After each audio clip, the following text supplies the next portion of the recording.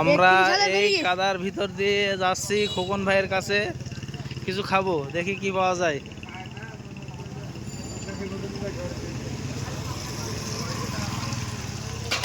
ওহো, কিছুই তো নেই। কি হচ্ছে ভাই?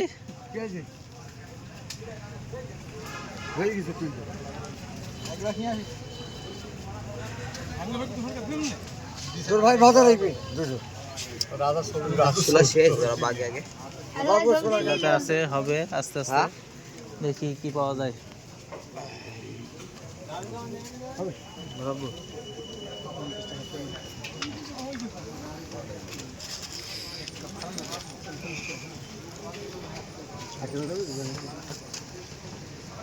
রাস্তার কি অবস্থা?